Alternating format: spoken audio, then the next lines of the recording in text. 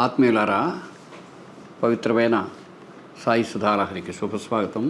బాబా గురించి ప్రస్తుతి చేసుకునే ఈ సత్సంగానికి నమస్కారం. మనం మెల్లగా సత్సంగాన్ని, ఆ వరవడిని సుమారుగా 50 సంవత్సరాలుగా మనం చేసుకుంటూ వస్తున్న అనుభవంతో వీలైనంత మెరుగుపరుచుకునే దిశగా కృషి చేస్తున్నాం. సత్సంగం ఎలా ఉంటే మరింత బాగుంటుంది అని మీరు కూడా ఈమెయిల్స్ ద్వారా తెలియచేయండి, లేదా మెసేజెస్ చేసినా పర్లేదు. విషయం ఏంటంటే, ప్రస్తుతం మొత్తం ప్రపంచమంతా ఒక మహానుభావుడుగా ప్రపంచ ప్రఖ్యాతుడవుతున్నటువంటి మహానుభావుడు సాయిబాబా. ఒకనాడు రాముడి గుళ్ళు, శివుడి గుళ్ళు, మహనీయుల గుళ్ళు ఎన్ని ఉన్నాయో ఈరోజు సాయిబాబా గుళ్ళు అని ఉన్నాయి. ఈ దేశంలోనే కాదు, అనేక దేశాలలో కూడా సాయిబాబా ప్రభ విస్తరిస్తోంది. అందుకు మనం సంతోషిద్దాం. కానీ ఒక ఆలోచించవలసిన విషయం ఏంటంటే, సాయిబాబా గుళ్ళు, సాయిబాబా భక్తుల సంఖ్య ఎంత పెరుగుతుందో అంతగా సాయిబాబా తత్వము, సాయిబాబాకు సంబంధించిన జీవన విధానం మీద స్పష్టత జనాలకు ఎక్కడం లేదు.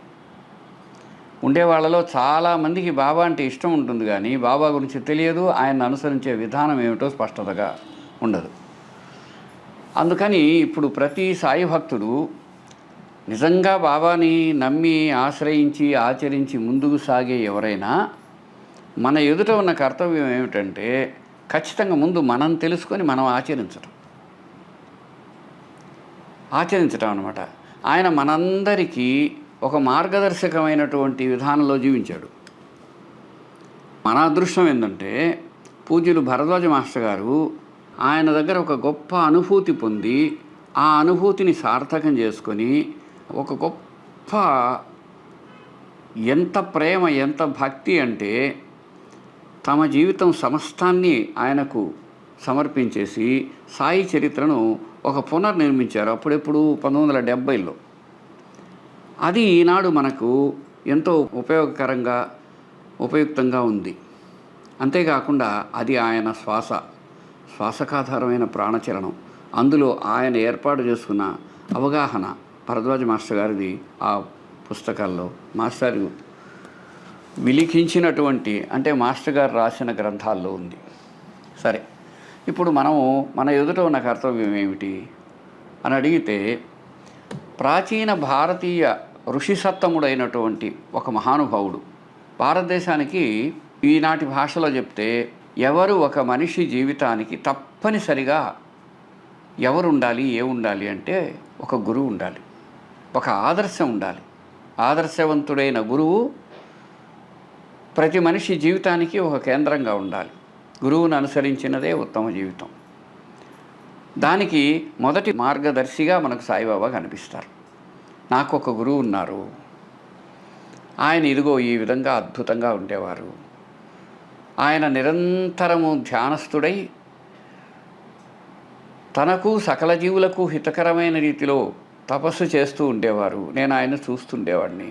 ఆ విధంగా 12 ఏళ్ళు ఉన్నాను. తర్వాత నన్ను ఆయన ఆశీర్వదించారు. శ్రద్ధను, సహనాన్ని దక్షిణగా కోరారు, అవి సమర్పించాను.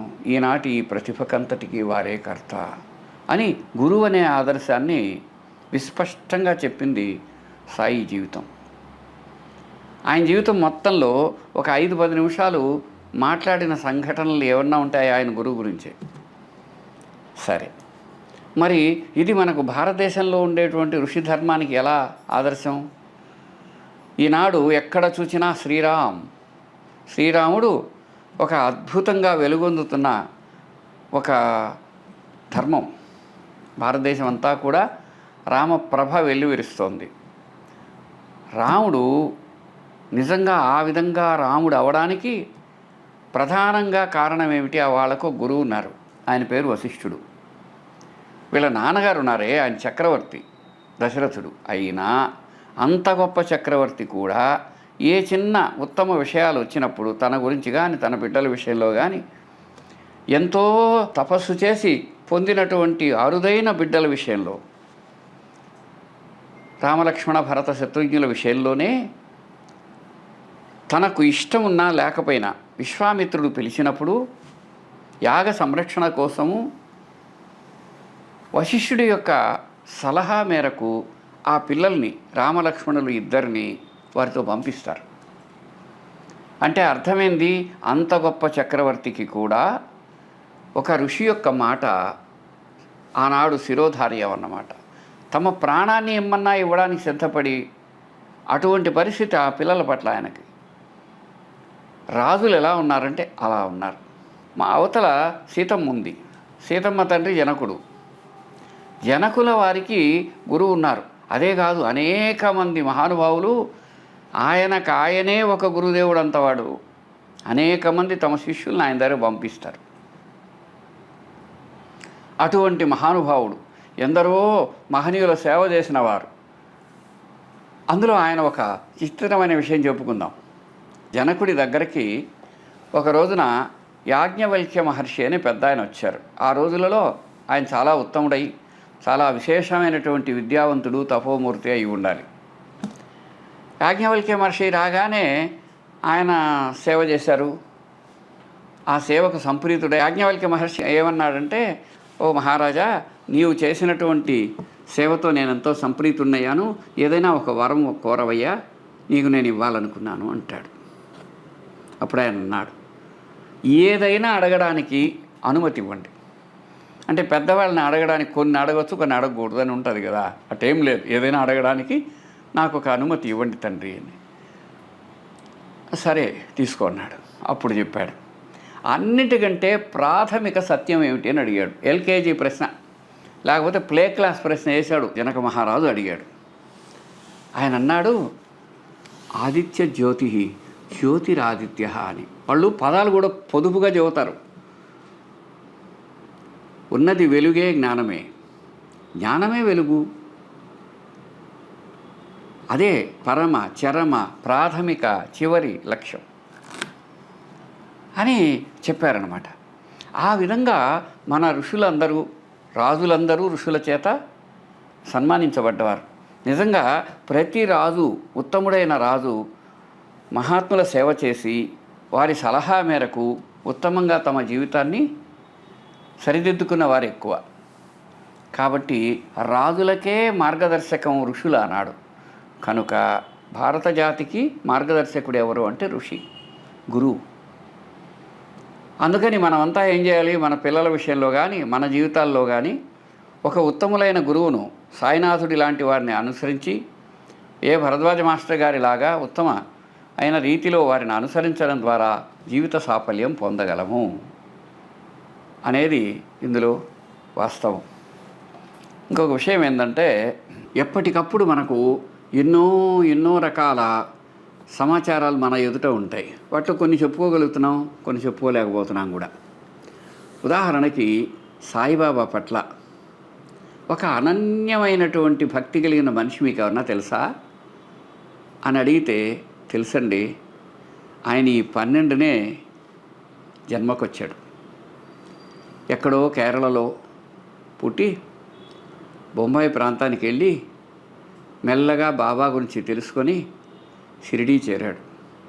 ఆయన ఏం చేశారంటే 43 సంవత్సరాలు షిరిడీలో ఉండి బాబా సాన్నిధ్యంలోనే తన జీవయాత్రను గడిపి, అంటే ఒక ఉద్యోగస్తుడు మొత్తం తమ సర్వీస్ అంతా ఎలా గడుపుతాడో ఆ విధంగా యావత్ జీవితాన్ని సాయి పాదాలలో అక్కడే జీవించి ఆయన పాదాలలోకి ఐక్యమైపోయినటువంటి ఒక మనిషి మనకు తెలుసు. ఆయన పేరు శివనేశన స్వామి. ఆ పూజ్యుడైనటువంటి ఆ సాధువరుడికి మనం నమస్కారం పెడదాం. ఆయన 12వ తేదీ జన్మకు వచ్చారు. అక్కడ విశేషం ఏంటంటే, ఆయన ఏం చేసేవారో తెలుసా, ప్రతి నిత్యము ఆయన కొంతకాలం చావడిలో, కొంతకాలం ద్వారకామాయిలో, ఇట్లా ఆ బాబాకు సంబంధించిన అన్ని స్థలాల్లో అక్కడే ఉండేవారు, అక్కడే జీవించారు. ఆ తర్వాత ఈనాటికి ఆయన సమాధి కూడా పింపుల్వాడి రోడ్లో ఉంది. ఆయన ఎప్పుడు అనేవారు, నేను బాబా పాదాలలో ఇక్కడే మట్టి అయిపోదాం అనుకుంటున్నాను, బాబా వారి దయ ఎలా ఉందో అని. ఒక గొప్ప భక్తుడు ఆయన. ఆయన ఏం చేసేవారంటే, మొట్టమొదట మేము షిరిడీ వెళితే ఎవరైనా మాస్టర్ గారు చెప్పి పంపించేవారు, మనకు వచ్చిన తెలుగే అక్కడి వాళ్ళకి మరాఠీ రాదు. కాబట్టి మొదటి సమస్య భాష. అందరికీ హిందీ వచ్చి ఉంటుందని ఏమీ లేదు కదా. అందుకని అక్కడికి వెళ్ళగానే అక్కడ సావుల్లో శివనేశ్వర స్వామి గారు అని ఉంటారు. ఆయన దగ్గరికి పోండి. ఆయన దగ్గరికి పోగానే ఆయన వెంటనే ఒక ఉత్తమ సాధువు ఎలా ఉంటాడో అలా ఉంటాడు. అనవసర విషయాలు ఏమీ మాట్లాడడు. ఏదైనా మాట్లాడితే ధర్మము, కర్తవ్యము, పరమాత్ముడు మూడే మాట్లాడతాడు. ఆ విధంగా ఆయన 43 ఏళ్ళు సాయి చెంత ఉన్నాడు. నోరెత్తితే ఏం చేస్తారు? బాబా గురించి చెబుతాడు. బాబా చరిత్ర చదవమంటాడు. ఆ పవిత్రమైన సాన్నిధ్యంలో ఎలా ఉండాలో నేర్పుతాడు. నీకు కావలసిన వసతి, మంచి చెడు ఏం కావాలో సమకూర్చుకోవడం ఎలాగో సలహా ఇస్తాడు. ఆ విధంగా కొన్ని వేల మందికి, ఇంకా మాట్లాడితే లక్షల మందికి అట్లాగా సహాయం చేసి తన జీవితాన్ని ధన్యమరుచుకున్నటువంటి పరమ పావనమూర్తి గొప్ప సాయి భక్తుడు ఎవరంటే శివనేశ్వర స్వామి. ఆయన గారు మన తెలుగు జాతికి గొప్ప మహోపకారం చేశారు. అదేమిటంటే మాస్టర్ గారికి, భరద్వాజ మాస్టర్ గారికి బాబా చరిత్రను నిర్మించుకోవటానికి మరాఠీలోనూ ఇతరంగానూ అనేక చోట్ల ఉండేటువంటి సాయికి సంబంధించిన ప్రతి చిన్న వివరించి చెప్పడం. రెండవది, బాబాకు సంబంధించిన భక్తుల కుటుంబాలన్నింటినీ పరిచయం చేయటం. ఆ విధంగా ఎప్పుడు ఏ కొద్ది విషయం తెలిసినా, ఇప్పుడు మేము వెళ్ళాం, వెంటనే మన పక్క గదిలో ఒకరున్నారు, వాళ్ళు ఫలానా సాయి భక్తుడి కుటుంబానికి చెందినవారు, కాబట్టి నువ్వు వాళ్ళతో మాట్లాడు అని ఆయన వారిని పరిచయం చేస్తూ మనకు సాయిని చూచిన వారిని ఎంతోమందిని చూడటానికి దోహదం చేశారు. ఆ 1970లో ఎలా ఉండేదంటే దాదాపు షిరిడీలో కానీ అక్కడికి వచ్చే వాళ్ళలో కానీ చాలామందికి బాబాను ప్రత్యక్షంగా చూసిన వారు ఉండేవారు. వాళ్ళందరూ ఏం చేసేవారంటే చాలా పరవశంతో బాబా గురించి చెప్పేవారు. షిరిడీలో కూడా దాదాపు ప్రతి ఇంట్లో ఒకరో ఇద్దరో బాబాను చూసిన వారు ఉన్నారు అప్పుడు. అది ఒక అద్భుతమైన సందర్భం. కాబట్టి బాబాతో వాళ్ళకు ఉండేటువంటి అనుభూతులను, భావాలను చెప్పడం, అవి వినడం ఒక మధురానుభవం. అందుకు దోహదం చేసేవారు శివనేశ్వర స్వామివారు. అంతేకాదు, ఆయన ఏ చిన్న విషయంలో అయినా సరే నిరంతరం బాబా గురించి చెప్పడానికి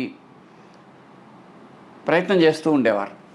అంతేకాదు, నిత్య నైమిత్తికమైనటువంటి ఆయన విధానం ఎలా ఉండేదంటే 2 గుడ్డలు ఉండేవి ఆయనకి. ఒంటి మీద ఒకటి ఉంటుంది, ఇంకోటి ఉతికేసుకోవటానికి అంతే. అంతేకాకుండా అతి సాధారణమైన వేషధారణ అనమాట. ఎప్పుడూ పని చేస్తుంటాడు. వేకున 3 ఆ ప్రాంతంలో లేచి ఏ రాత్రి పడుకునే వరకు, మధ్యలో ఎప్పుడైనా కాస్త అవసరమైతే కొద్దిగా విశ్రాంతి తీసుకున్నా కూడా ఆ సమయంలో కూడా చాలా మెలకువగా ఉంటారు. ఆ విధంగా ఏం చేసేవారు తెలుసా? ఆయన ఉదయం నుంచి హారతులైతేనేమి, తరువాత ఆయన కొన్ని పనులు చేసేవారు. చావడిలో మనకు తెలిసి చాలా సంవత్సరాలు ఆయన యావత్ జీవితం కూడా 8 గంటల నుంచి 9 గంటల వరకు నామస్మరణ చేసేవారు. అందులో ఇన్ని పాటలని ఉంటాయి. ఒక పాట తర్వాత ఏం పాట పాడతారో, సాయిని స్తుతిస్తారు, అది ఒకే రకంగా ఉంటుంది. ఆ విధంగా 1 గంట సత్సంగం, స్మరణ ఉండేది. అంతేకాదు, ఆయన ఎక్కడున్నా సరే ఆ పనిని చాలా శ్రద్ధగా చేసేవారు. ఆయన గురించి మనకు తెలిసిన అనేక విషయాలు చెబితే చాలా సుదీర్ఘమైన సత్సంగం అవుతుంది, ఎప్పుడైనా చెప్పుకుందాం. ఆయన ఎలాంటి వారంటే, ఒకసారి మన ప్రాంతం నుంచి ఒక తెలుగు ఆయన సన్యాసి ఒక ఆయన వెళ్ళాడు. అక్కడున్నాడు. అక్కడుంటే అక్కడి వాళ్ళు ఎందుకో ఎంకరేజ్ చేయలేదు. అప్పుడు ఏం చేశారంటే నా శివనేశ్వర స్వామి తనకు 2 భోజనాలకు టికెట్లు ఇస్తారు రోజు.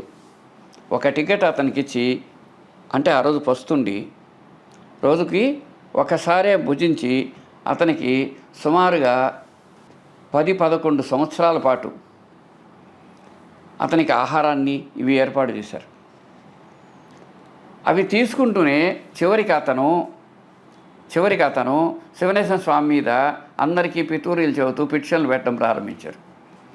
అయినా స్వామి చెల్లించలేదు. నిందాస్తుతులను సమానంగా తీసుకున్న సాధువు ఆయన. అవన్నీ ఎలా పోయినా సరే ఈరోజు బాబా చరిత్ర మన చేతుల్లో ఉందంటే దానికి కారణం శివనేశ్వర స్వామి. పూజ్యులు భరద్వాజ మాస్టర్ గారు ఈ ప్రింట్లు చేయడం, ఇవి వ్యాపారం చేయటం, ఈ విధంగా అన్నీ అమ్ముకోవటం, మళ్ళీ వసూలు చేయటం, ఇవన్నీ ఎక్కడా అని బాబా చరిత్రను పూర్తిగా రాశాక సమాధి పైన వదిలి నమస్కారం పెట్టొద్దామని వెళ్ళారు. అప్పుడు అక్కడే ఉండే శివనేశ్వర స్వామి చూసి, ఏం చేస్తున్నావు, అలా కాదని చెప్పి తీసుకొచ్చి దాన్ని ప్రింట్ చేయి, దాన్ని జనాలకు అందేటట్టు చూడు అని ప్రోత్సహించి ఆ విధంగా సహకరించిన మహానుభావుడు ఈరోజు మనందరం గుర్తుపెట్టుకోదగినటువంటి వారు. అందుకే మాస్టర్ గారు ఈనాడు ఉండే చరిత్రలో ముందు మాటలో చివర సంఘటన ఎవరిదంటే శివనేశ్వర స్వామిది. సాయియే స్వయంగా వచ్చి అనుగ్రహించారు అని చెప్పి ఉంది. కాబట్టి ఎందరో మహానుభావులు, సాయి భక్తులు. అదేవిధంగా మనం సాయి యొక్క తత్వాన్ని వీలైనంత అవగాహన చేసుకొని మన జీవితాన్ని బాగుపెట్టుకొని మన చుట్టుపక్కల వాళ్ళకు కూడా దానిని గురించి వివరించగలిగితే మన జీవితం సఫలమవుతుంది, మానవ జాతికి కళ్యాణకరం అవుతుంది అన్నదే ఈనాటి మన సత్సంగానికి భరతవాక్యం. ప్రస్తుతానికి సెలవు. నమస్కారం.